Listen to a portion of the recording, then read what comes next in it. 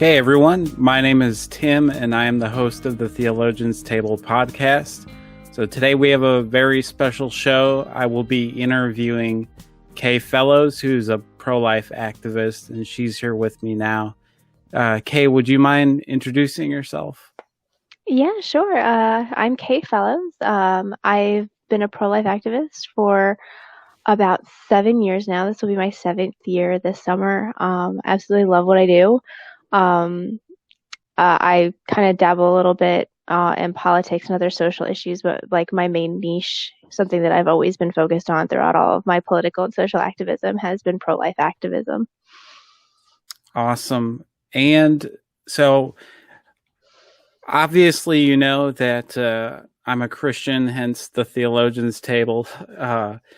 And when I was kicking around this idea of interviewing you, I was like very excited to like see or to ask you about like how your religious beliefs play into your activism. But before you answer that, could you, because I know what your answer was, I already asked you, but before we get into that, do you mind explaining if you have any religious beliefs, and if you do, what they are for our listeners? Yeah, I don't know if you would classify like my belief system as a religious belief. I identify as pagan. I know that there are people, there's so many different branches of paganism. I know that there are certain people that choose not to associate paganism with a set of religion, just because a lot of pagans have come from different actual recognized religions that have, some religious trauma, so they choose not to identify paganism with a religion. It's just simply a belief system. But I'm what you might call an omnist. So I believe that there is a truth, a relative truth to all different religions, and they just kind of coexist somewhat with each other. I don't believe that any one set of religious beliefs is necessarily correct or incorrect. And I just choose to believe that regardless of what your belief system is, it's just coexisting with humans as a species, and not imposing your religious beliefs on anybody else, and not expecting other people's religious beliefs to be imposed on you. Just respecting everybody's religious beliefs and kind of coexisting peacefully with each other in an ideal world, I guess. Yeah, that makes sense. And so when my kid's crying in the background, sorry. When I first approached you, I was, so excited, to find out how your religious or your belief system influence your pro-life views. And then you told me, well, go ahead and tell everybody what you told me. So as far as my influence with my activism and my personal religious views, it doesn't really play a distinct part in my activism. It used to. Whenever I first started in pro-life activism, I did identify as a Christian back then, and it was very like instrumental. My entire pro-life belief really centered around my religious beliefs. Since then, I have kind of grown away from that to where I come to pro-life activism from a purely secular manner, simply because of what I was talking about earlier, is coexisting with everybody's religious beliefs and not believing that one specific belief system is the right one. Pro-life activism to me is objective, whereas religious and personal beliefs are subjective, and I don't believe that they should kind of mix together. I think that they should be kept separate from each other, so as not to muddy the waters of, well, that's your personal belief.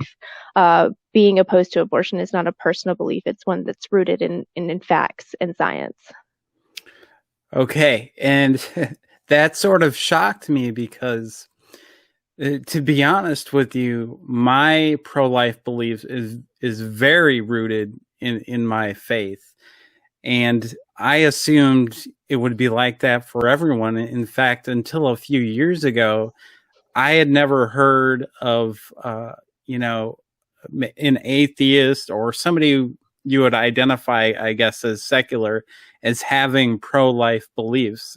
And so your example is just I think showing how diverse the pro-life movement can be, in thought and religious belief and in philosophy and things like that. So I was very shocked when you told me that.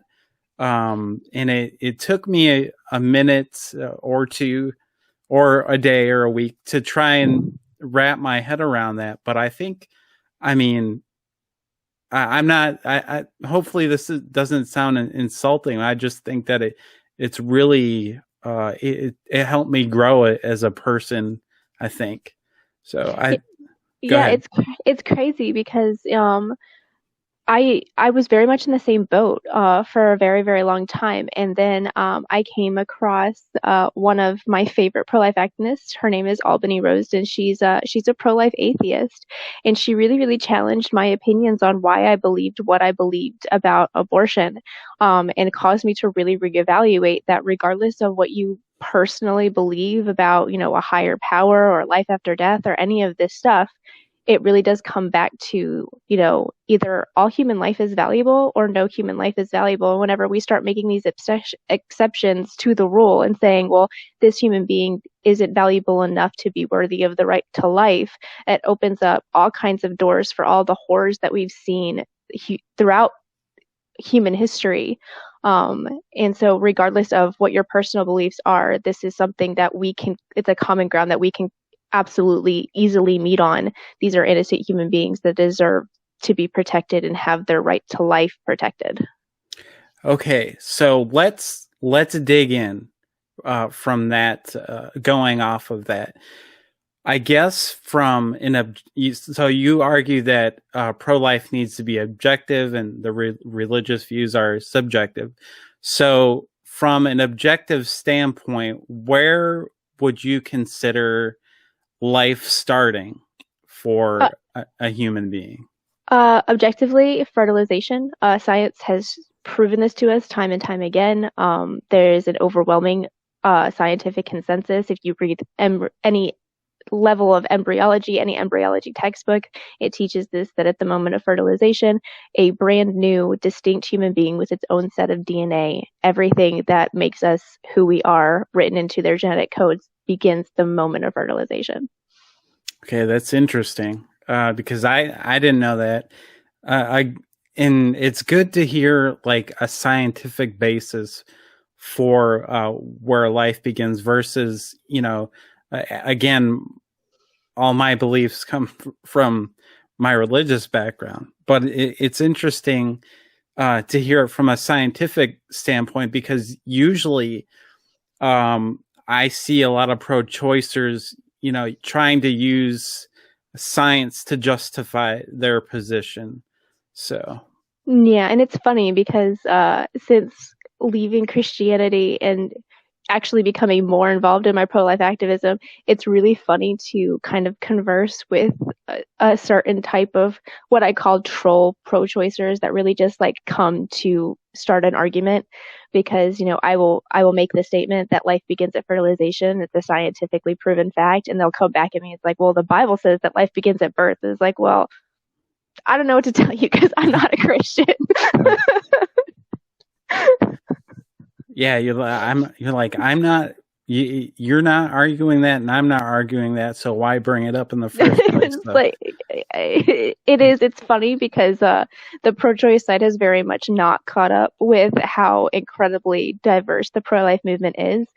Probably because it doesn't fit the narrative that the pro-life movement is just a bunch of old white religious men that want to control women. It's like that narrative isn't even remotely accurate.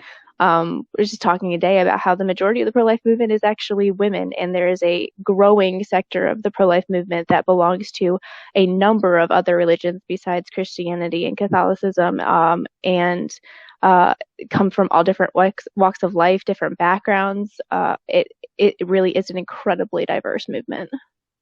All right. So you bring up the fact that it's the pro-life is movement is mainly women, and you describe yourself as a feminist, and following you on Twitter, I very much see that. But the pro-choice movement says that uh, if you're a feminist, then you should be pro-choice. Could you give me an argument for if you're a feminist, you should be pro-life? Yeah, absolutely. It's funny because I was one of kind of the leading pro-life voices that kind of pushed this idea of pro-life feminism into the mainstream. A few years ago, I was very much what you would call an anti-feminist. I actually used to unironically use the phrase feminism is cancer. Um, but then I discovered a feminist pro-life group out of Dallas, Texas. They're called New Wave Feminists, and they started this whole kind of reclaiming the title and the message of feminism to include pro-life women, because the original feminists were pro-life and they believed in the dignity of the life in the womb as well as the dignity of the women that carried that life. And whenever you look back at how abortion came to be and the reason for its existence, it's actually incredibly anti-woman, because women had the problem of wanting to be able to be in the workforce and be seen as equal to men in society and not just be shoved into the box of being stay-at-home moms and stay-at-home wives. And instead of adapting and changing society so that women could be seen equally, while also taking into consideration our biological ability to get pregnant even whenever we don't intend to, they just gave us birth control pills and abortion and pretended like they had fixed our problems. It's like putting a Band-Aid on a bullet wound and saying that you fixed the problem. Abortion, from its beginnings, from its roots, says that women's biology is the problem. The thing that makes us biologically female is what is wrong with us. And so we need this man-made invention so that we can be seen as equal to men in society. It doesn't make any ounce of sense to say that abortion is pro-woman, especially whenever you consider that whenever it comes to sex-selective abortions, baby girls are 6 times more likely to be killed in utero. Wow, that is, I did not know about that statistic. That's troubling, especially since girls in other cultures, having them, it's looked down upon. It's insane to me, the crap that women have to deal with from conception till death, I guess. But we'll get in. I'll ask a little bit more about that in a little bit. But I've got some scenarios for you that I'd like your input on. So I've got this scenario here. It says abortion is better than a child living in extreme poverty because poverty would just be a painful existence, and therefore abortion is the more compassionate choice. I really love whenever people bring up poverty because I was born into poverty. My mom already had one child. My dad was about to join the military because we had absolutely no money, and so he went off to boot camp right after I was born, and my mom was left just scrambling. There were times whenever my brother and I would be splitting a 99-cent box of macaroni and cheese so that we could feed ourselves. Poverty is a horrible hardship, but having the right to life doesn't mean that you have the right or even the high statistical chance of not having any amount of suffering. And it is not up to anybody else to dictate whose life is and is not worth living. Just because a child might suffer through poverty or abuse or neglect doesn't mean that another person gets to decide that their life wasn't worth living. I grew up, I suffered through a few years of being impoverished and seeing how much my mom had to struggle to provide for us. And then, she got remarried and had, a lot of more children with my stepdad, and our lives got better financially.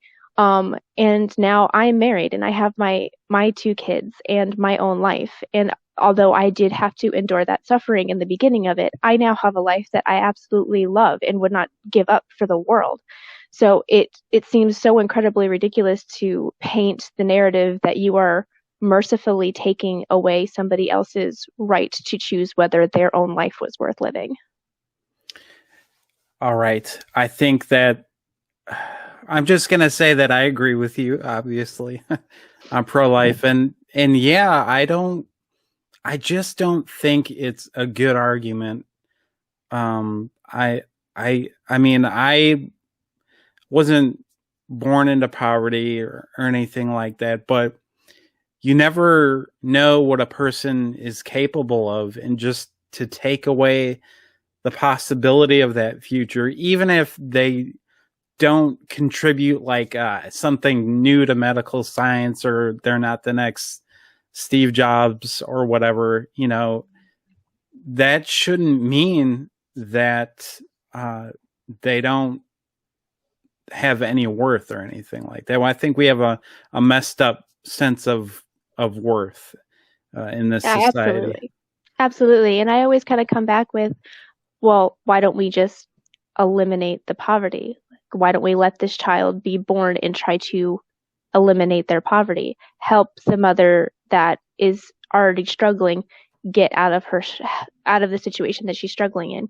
You know, pro-choicers really like to clap back at us like, well, what are you doing for already born children? Well, what are you doing for already born children? Like, are you out here, helping reform the foster care system, helping make the adoption system more efficient, helping, at food, like donating to food banks, helping, in soup kitchens, donating to, relief funds to help with, homelessness and single motherhood and all of these situations? Like, there are things that we can do to help eliminate the situation in which the suffering is happening. We don't have to eliminate an entire person. Yes, I agree. I'll say amen, sister. um, so here's another scenario. Having an abortion has allowed women to have more success in their chosen career. And so I think Stevie Nicks said something like that, and then Michelle Williams, who's an actress. And what are your thoughts on that? Every time I hear these stories, it always like brings the same thought to mind. It's like, wow, here we are in 2021 and we have absolutely failed women as a society to where they felt they could not be successful and achieve their dreams without killing their children. This is just a clear-cut sign that society has ultimately failed women while feeding them the lie that in 2021 they are the most liberated that they've ever been. Yeah. And it doesn't help when we have people like Michael Bloomberg out there who's telling his employees to kill their unborn children. So the next scenario is one that comes from a real life personal example. I guess there was a woman that I worked with, and so I'm going to tell a story here, if you don't mind. A woman I worked with a while ago, and at the end of her shift, she would put on makeup. She'd spend the last 5 minutes putting on makeup, and I'm like, why do you do that every time your shift is over? And she says, well, I don't want to disappoint my dad. So that's why I put on this makeup. I want to look good and presentable so it doesn't embarrass my dad. And then come to find out, she confesses that she got an abortion for the same reason, because she didn't want to embarrass her dad, didn't want to bring shame upon their family. And how much do you think shame has contributed to the need, or the person feeling the need to have an abortion? Unfortunately, I think that it is a very, very heavy contributor. I think that it actually makes up a very large portion of the abortion statistic whenever you consider that the majority of the pro-life movement is still rooted in Christianity, yet Christian women make up the majority of the abortion statistic. You can't help but wonder why that is. Having grown up in a very fundamental Baptist environment, I can attest to the fact that the shame that is inflicted on young girls and young women throughout their teenage years and into adulthood in some sectors of religion in our society plays a huge role in the drive that women have, that it's literally just taking their hand and leading them straight into the abortion clinic because of fear of rejection, fear of disappointing a parent or a guardian or a sibling, fear of being judged by your by your peers.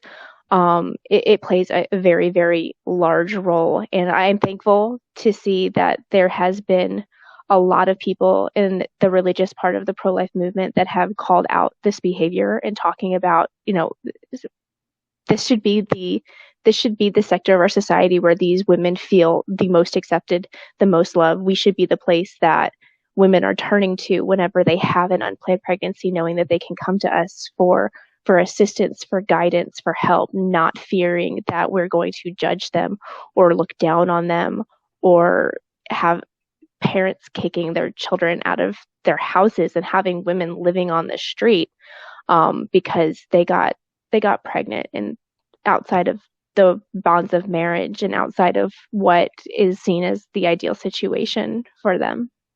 So women having abortions is just not women doing it because it's having a child is inconvenient for them. Unfortunately, that does make up a small percentage of the abortion statistic. But whenever we talk about abortions out of convenience, that's kind of it kind of covers a lot of issues. Whenever we talk about inconvenience, we can talk about, the disappointment of a parent. We can talk about not being able to finish school, whether it be high school or college, having to drop out, not being able to, pursue a dream career or being worried that they're going to be fired from their current job. When we talk about inconvenience, it really does encompass a lot of kind of socioeconomic issues that women face whenever it comes to unplanned pregnancy. Gotcha. And that's a good reminder.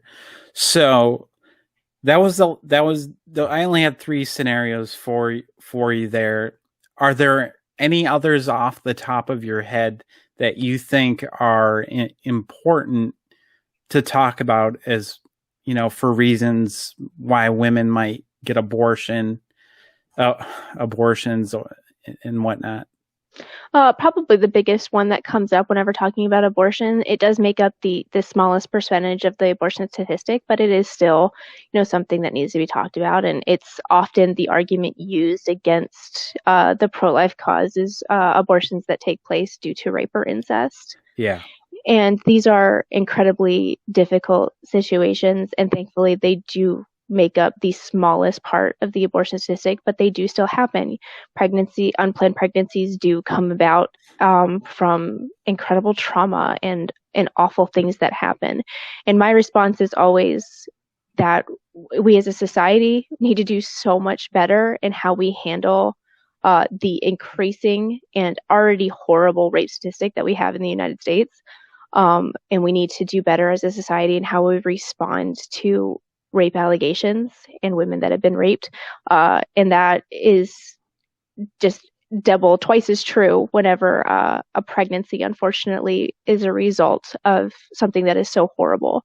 But I always come back with, we don't punish completely innocent human beings for the acts of someone else.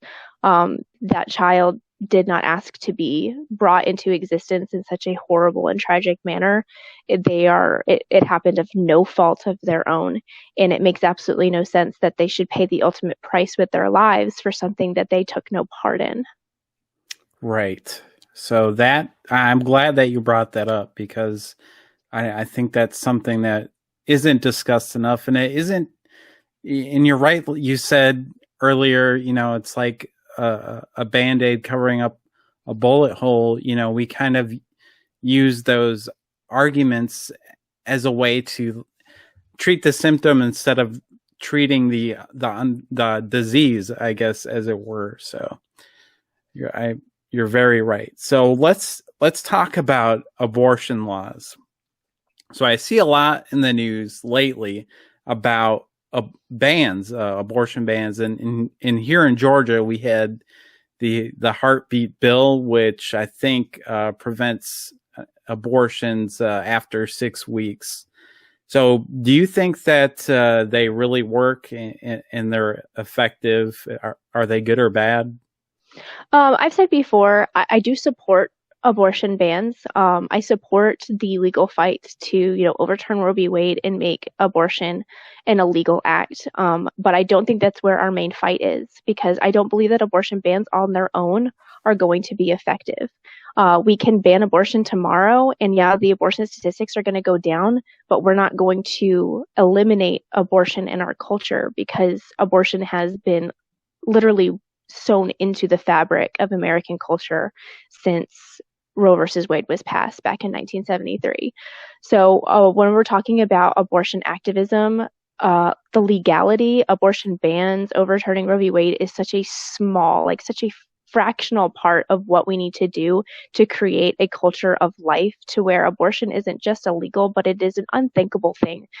Women aren't even, it's not even something that really comes into women's heads whenever an unplanned pregnancy happens, because there are going to be women that are in incredibly desperate situations, and that fight or flight mode is triggered, and they do try to get an illegal abortion, or they try to order illegal birth control pills through the mail. And you are going to see women that get into these really, really heavy and horrible situations that end up unfortunately dying and killing themselves because they ordered faulty medication on the internet, or they tried an at-home abortion, or they went to a doctor that wasn't trained well enough to give them an abortion, and it ends up in them dying.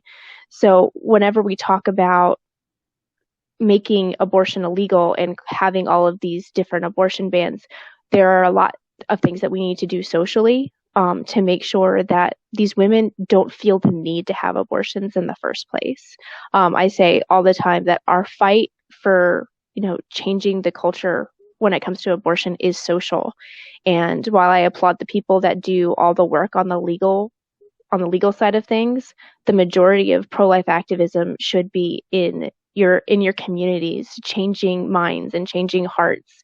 And even on the legal side of, making laws that are protecting women and keeping women safe and providing for born children that are already here, foster care reform, adoption reform.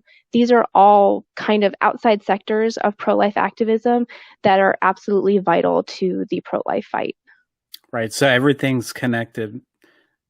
Okay. So, all right. I want to get back to that, especially with the reform things. But let me ask this. Since you've been in this for so long, what are some bad pro-life laws that you've seen? There is a somewhat of a divide amongst pro-lifers on whether or not women should be legally charged if abortion were to be made illegal and women still get abortions. The vast majority of the pro-life movement is kind of in the same boat as me, is where we don't see that being fruitful. But there are still people that, are part of our movement that think that these bans are being too merciful to women that get abortions. To me, I see the push to make it criminal for women to get abortions. I see that as being kind of detrimental to what we're trying to do. I think that it pushes a lot of people away from kind of trying to meet us on common ground and kind of see what we're about. It alienates post-abortive women that are in our movement. And overall, I just see it as being a very, very slippery slope and a bad idea whenever it comes to legally prosecuting women for abortions. I mean, abortion is still completely legal and protected with Roe v. Wade right now. But we do see in a few red states over the last 15 years women having been jailed because of a miscarriage that was mistaken for an abortion or an illegal abortion. This is something that could go south very, very quickly. And the people that support it, I don't think that they're really, really looking at the long term picture of what could happen with them supporting that. Yeah, it just seems like they want like a victory for the pro-life movement, and they're not looking at the nuances because, as we've discussed a little bit already, a lot of the reasons for an abortion are deeply psychological. And a law like that where they throw a woman in jail, or they ask for a woman to prove that they had a miscarriage and not an abortion, which is ridiculous. But it's not. They don't see the nuance, and that's big for me. You need to see the nuance in all of this in order to, create social change to address everything that needs to be addressed. So, would you Yeah, say that's absolutely. correct?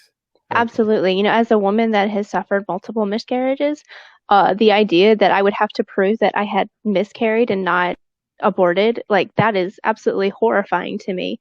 And having met so many post-abortive women that are now pro-life activists, knowing that there are some people out there that think that they should be behind bars because they were in horrible circumstances.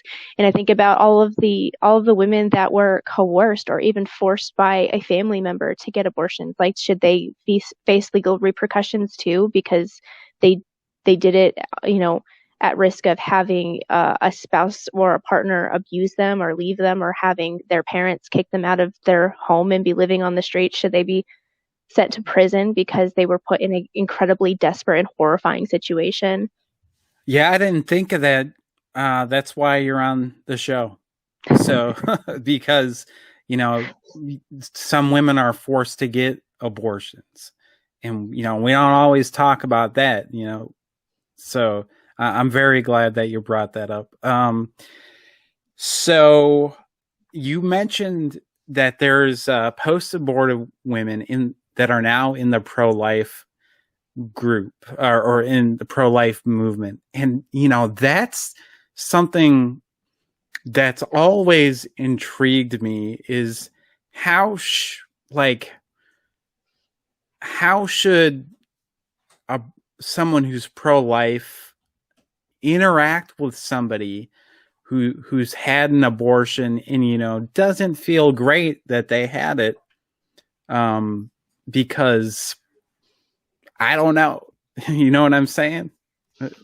Yeah, it's something that I kind of tiptoed around for a really, really long time. But then I listened to these post-abortive women talk about abortion and advocate against abortion. And these are women that have seen it firsthand. They know exactly what happens in these abortion clinics during these abortion procedures. And they don't shy away from the facts simply because they were once in that position. They are extremely bold. Some of the fiercest pro-life activists I know are women that have gone through this and experienced this and know the truth about what abortion is and what it does, not just to an unborn human, but to women. The psychological effects that it has on women, whether or not they were huge advocates for abortion and thought that they were completely in the right whenever they did it, or people like my friend Albany, who I mentioned earlier. She is a post-abortive woman, pressured by her father to go get an abortion, told the clinic counselor that she didn't want to have the abortion, wrote on her paperwork that she didn't want to have the abortion, and they gave her an abortion anyway. These are women that have seen the absolute worst side of the abortion industry, and they are out here sharing their truth, knowing how hard it is and how we view abortion, still out here stating the facts, being completely truthful, upfront, and honest because they know what needs to happen and that we need to expose abortion for what it is. Okay, so that's good, because I think, like, I I'm trying to process what I want to say, because I think that most people view pro-lifers as people who want to vilify post-abortive women. And I don't think that's true. But, I don't have I'm not an activist, and you are. So, you could shine more light on it. You don't want to vilify post-abortive women, do you? Absolutely not. And I've had so many interactions with post-abortive women who are still pro-choice, and I explain to them because they do assume that like I'm out here and I hate them and I think that they're horrible, disgusting human beings. Majority of pro-life activists do not think that at all. I see, I have a pro-choice activist telling me, that she had an abortion, and all I can think is how horrible I feel for her that she was put in a situation where she felt like she needed to do that. And I always come to the table with as much empathy as I can muster. Sometimes it's accepted with grace, and sometimes it's thrown back in your face. There's a lot of heated emotions whenever it comes to this topic. But I do think that it is very important, regardless of whether someone is pro-life or pro-choice, whenever somebody opens up about, hey, I had an abortion, or I've had multiple abortions, or I'm going to have an abortion, that we approach it with the utmost empathy, because these are women that are being indoctrinated by society from the youngest of ages, that this is something that you need to do in order to finish school, have your dream career, have your dream life, do this, do that, avoid, dying in childbirth. These are women that are genuinely scared and in incredibly intense and difficult situations. So as a pro-life activist, I always urge people, whenever talking to post-abortive women or women that are considering abortion, just come to the table, come to the conversation with nothing but empathy. Okay. Yeah, I mean, I'm thank you for sharing that. And that's, what I'd hope would happen in the first place. So before we move on and sticking around with the issue of laws, you mentioned reform, like in adoption and in uh, foster care. What types of reform in those two do you think would help the pro-life movement? And what did you mean when you talked about that? Well, I'm kind of a radicalist whenever it comes to this. I get a little bit of pushback from people of all walks of life because I'm also a libertarian. I don't trust the government to do anything correctly. I think that seeing how incredibly ripe with abuse that the foster care and the CPS system are, like, it is absolutely horrifyingly awful how much abuse there is in our foster care system. It's absolutely heartbreaking. I shared a statistic a couple months ago talking about how of the 80,000 children roughly that go missing annually and are never found, half of those children are in the care of the state whenever they go missing. That is absolutely horrifying. Hmm. And it is absolutely a sign that we need incredible reform with this system. I honestly suggest that the CPS and foster care system be privatized and go as a nonprofit and work similarly to how anti-sex trafficking aid works, where you have these nonprofit organizations that head up child abuse investigations and so on and so forth, working with the state to get these children out of these bad situations and making sure that they get into homes that are also not going to be abusive. Because what we're seeing is we're seeing children, because of legal red tape or whatever you want to call it, the state just being ineffective, children being left in abusive situations and it being too late, and that child dying in the care of the abusive parent. We see children being taken out of situations and then being put into foster homes where they're also being physically and sexually abused. There needs to be some sort of change here, and I think that nonprofits do a great job in aiding in breaking up sex trafficking rings, where they are doing the legwork and because it's a nonprofit, you have people that are doing this not for money, not because it's their job, but they're doing it because they genuinely care. And then they're working alongside law enforcement to make sure that, no laws are being broken in the process. But ensuring that there are people on the ground and in these situations that genuinely care about these children and are getting them the help that they need and getting them out of these terrible, horrible, abusive environments and being placed in safe homes. Okay. So this is like a holistic view of pro-life, because it's not just about the unborn, but you're going all the way up through, a person's life. Their whole life is valuable, and the more things that you take care of, the easier it is to make a culture value life from in utero. So I think the privatization is something that I never considered before. So that's really interesting, and I'm sure there's been pushback on whether or not that can. Because when I think of privatization, I think of prisons, how prisons are privatized, and how inmates, whether they're there for a reason or not, can be more prone to get abused by the system. So what you're saying is nothing like that. Yeah, I think that, whenever it comes to situations like prison or, foster care or adoption, I think that there needs to be a balance between government and private citizens, and there needs to be a level of accountability there. So you're meeting if the government is meeting nonprofits halfway, you have people that it's their job to care for these kids because they're government officials and they work for the government agency that's required to make sure that kids aren't being abused. And then you have nonprofits that are just full of people that genuinely care and are very, very passionate about getting kids out of abusive situations and making sure that they're not put back into abusive situations. And they're holding each other accountable so that we don't have under the table dealings like we've seen. There was a huge scandal here, actually, in my home city of Philadelphia a number of years ago, of CPS workers taking children out of homes that were not abusive, that they did not need to be removed from that home. And they were getting under the table bribes to do so. It was basically a whole trafficking scheme. They were trafficking children in and out of the foster care system.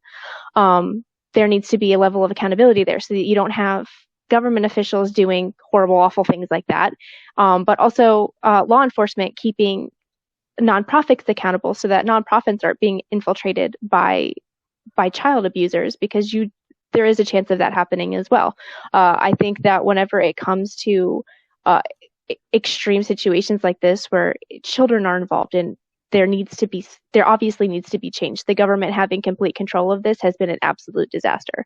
But we don't want to completely turn it over to private citizens and have no accountability for where these children are being taken from and where they're going. There needs to be balance there between private citizens and the government. Right. So that's pretty. Okay. That's good. I mean, that's very well thought out, in my opinion. All right. Let's move on to some of the more controversial things about abortion. I mean, it's pretty controversial, but I'm talking about Planned Parenthood.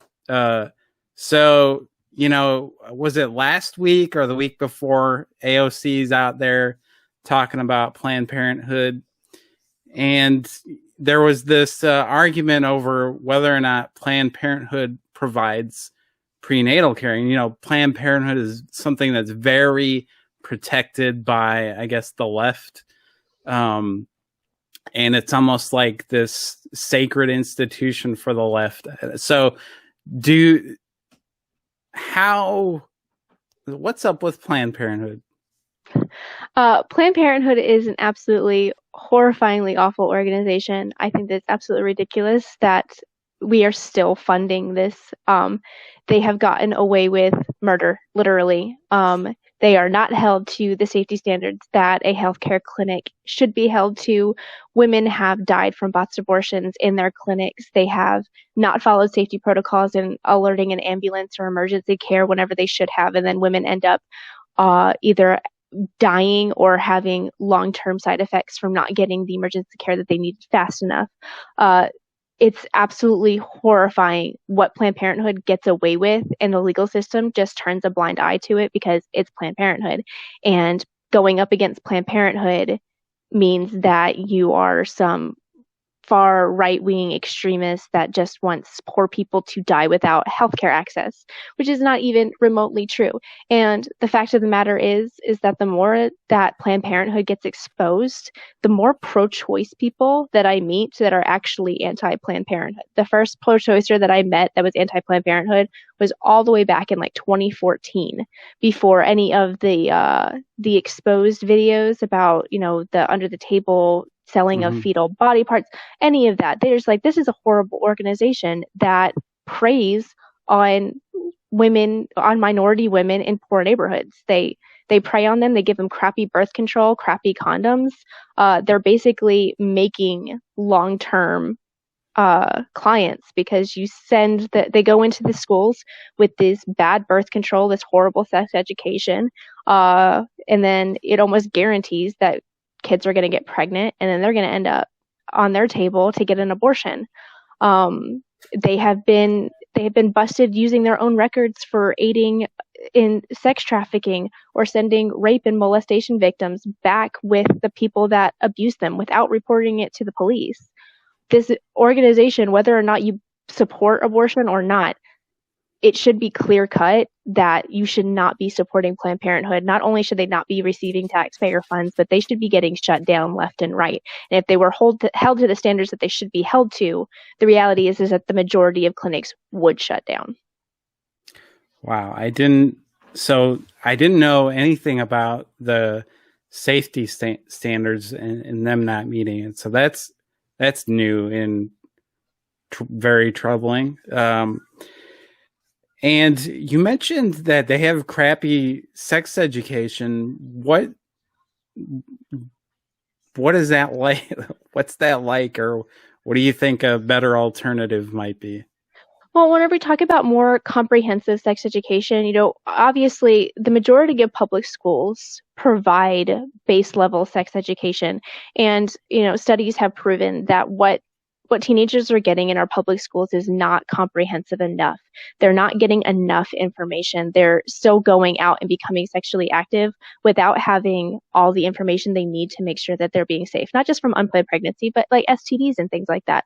And Planned Parenthood, you know, they like to pride themselves on having this great comprehensive sex education, but in reality, the government is giving them extra taxpayer dollars to head up public sex education in public schools, and the sex education through Planned Parenthood has not gotten any less baseline. It's not becoming more comprehensive, and kids are still going out and becoming more sexually active without getting all of the information that they need in order to be safe. Okay. All right. So we got Planned Parenthood there. And then we've got something that tries to counter that with crisis pregnancy centers.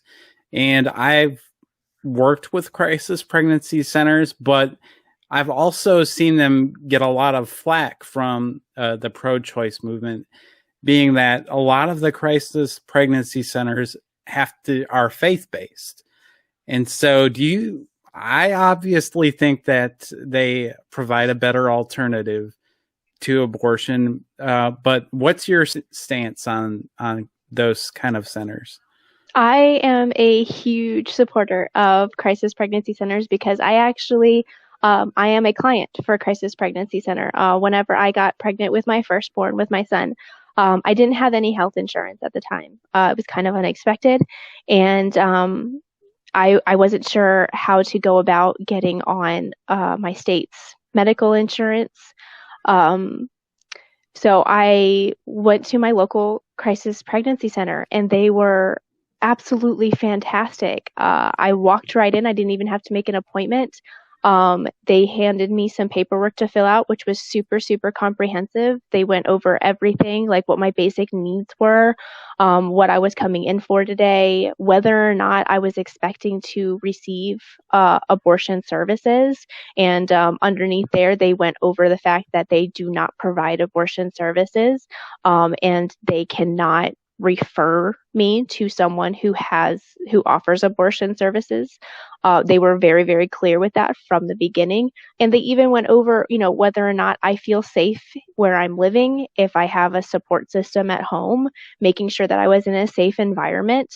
I went back and I met with a nurse. She was a certified nurse who did a pregnancy test with me and went over how to go about applying for Medicaid paperwork, gave me all of the information I need, spent an hour with me writing everything down and going over each step with me so that I was sure whenever I got home, I could do this all on my own and get the medical insurance that I needed. And then even wrote a letter of recommendation for me to send in to the Medicaid office with my application to ensure that I got on Medicaid. And then she invited me to come back with my husband a few weeks later for a completely free ultrasound because I wasn't going to have medical insurance for a number of weeks while my paperwork was being processed. They were absolutely incredible from beginning to end. I went and saw them my 7th week of pregnancy, and then I was supposed to come back at my 10th week for my ultrasound. During my 8th week, I experienced some bleeding and I thought that I might be miscarrying. And because I didn't have medical insurance, I couldn't just go to the ER because I knew that I was going to have to pay for it. I called them. She talked with me on the phone. Even though I wasn't religious back then, she offered to pray for me. She explained that if I was miscarrying, unfortunately, there was nothing any medical professional could do, but that I would be in her thoughts and prayers, and that if I had any questions or concerns, that I shouldn't hesitate to call back the clinic. She said she would even stay late that evening to make sure that she could get my call if I called her.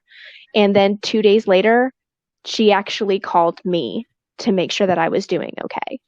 They were absolutely phenomenal from the beginning to end. I still donate baby items and like diapers and formula to that center because they were absolutely a vital support system that I needed during my first pregnancy. Yeah, and that's another thing. They give you stuff to help prepare you to have the baby and for when the baby's there. And, it's like one of those things where the nastier side of the pro-choice movement says, well, what are you doing to help? We got these mother flipping crisis pregnancy centers that's what we're doing, is that's how we're helping. And so obviously I've strong feelings. So, but anyways, so I'm glad that you brought that up because that they've played a role in life, as well. And I've got this question for you now. How do you think the pro-life movement hurts itself the most? I think that the pro-life movement, I'm probably going to get a little bit of pushback for this because I've said it in previous interviews and a lot of people got really mad at me. I think the pro-life movement really, really hurts itself by insisting on conflating pro-life activism with religion. There are a lot of people on the pro-choice side that have experienced a lot of religious trauma. There are a lot of people on the left in general that have come from very fundamental evangelical homes that have a very, very bad taste in their mouth whenever it comes to religion. And so whenever pro-life activists insist on just kind of intertwining their religious beliefs with pro-life activism and therefore conflating religious beliefs and pro-life activism as a whole together, it really does alienate a lot of people. I've had so many conversations where I'm trying to have a a productive conversation with an abortion supporter on why I believe that abortion is wrong. And for the first 30 minutes of the conversation, I have to keep reminding them, like, I'm not a Christian. Like, you're arguing things with me that I don't believe. So we're just kind of burning rubber here. We're not going anywhere because I'm not a religious person. So I can't have a conversation with you about religion because I'm not myself religious. Whatever that time could have been spent going over the scientific facts of abortion and what overwhelmingly pro-life people support, helping women in crisis pregnancies, providing for babies after they're born. You know, all this stigma that the abortion industry puts on pro-lifers to keep people pro-choice and supporting abortion, all these horrible fears that, like, they're just crazy religious people that want to just inflict their religious beliefs on you and control your body. Like, that is not even remotely true for the vast majority of the pro-lifers, even religious ones. But because there is such a negative stigma around religion in general for people that are no longer religious, trying to tie the two in together can really, really be harmful overall to the pro-life movement's overall effort, if that makes sense. It totally makes sense. It totally does. And I'm not going to push back on that because otherwise I wouldn't have had you on the show. But so, man, there was something that I didn't get into about, like, I didn't bring up the whole my body, my choice, but maybe we can get that's, to me, it's a ridiculous slogan. But first, I'm a dude, so I'm not gonna, go into that too much. But anyways, we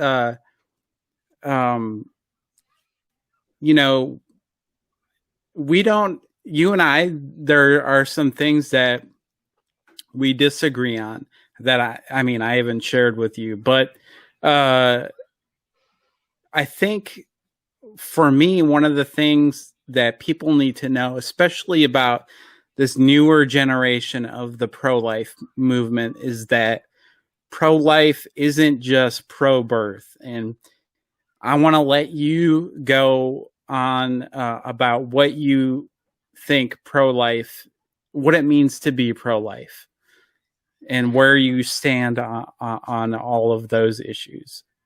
For me, to be pro-life is to just be pro-valuing human life, seeing human life as an inalienable right that everybody has from the moment of fertilization until natural death.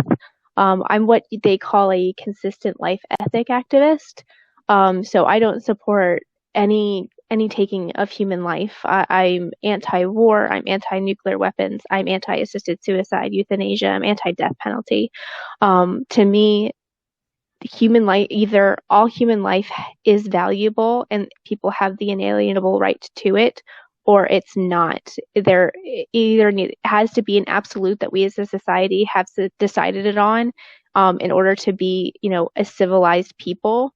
That, overwhelmingly even pro-choice people will acknowledge, like, this is something that we have agreed upon. You don't see people out killing each other in the streets because we as a civilized society have decided that humans have the inalienable right to their own lives and it's not up to you to take it. So for me, just being pro-life is valuing your fellow human being, regardless of circumstance, location, development, anything that we just so arbitrarily tie value to as born people. It doesn't matter. None of it matters because all human beings are valuable. Yes, and I think that from where I am, I'm seeing more of the pro-life movement trending towards that direction. I follow very much in suit with that. I'm very, I'm anti-death penalty. I'm definitely anti-war, and I also tie it into some of the civil rights, the continuing civil rights issues that we have today too. So I think that there definitely needs to be a more holistic view of what it means to be pro-life. But pro-birth is definitely an important part of that too. So Yeah, it's a small fraction of like, right. yes, okay, I'm pro-life. I do support people being born. That's a good thing. Whenever you think that human beings are all valuable and all human life has valuable, you should support people being born. Right. Yes, exactly. So I'm gonna end on probably something that people might not like, but Let's get them fired up, Tim. my body, my choice. What do you think of that? Let me go first. Sorry. It's not your body that is going away. It's somebody else's body. Maybe Exactly. you can elaborate more on that. Exactly. Like, whenever it comes to like, it's my body, so it's my choice whether or not I have an abortion. Okay, well, somebody dies in abortion 99.999% of the time, and 98% of the time, that is not the woman. And so whenever you're talking about my body, my choice, it makes absolutely no sense unless women are the primary target in abortion procedures, then it is not your body to make the choice for.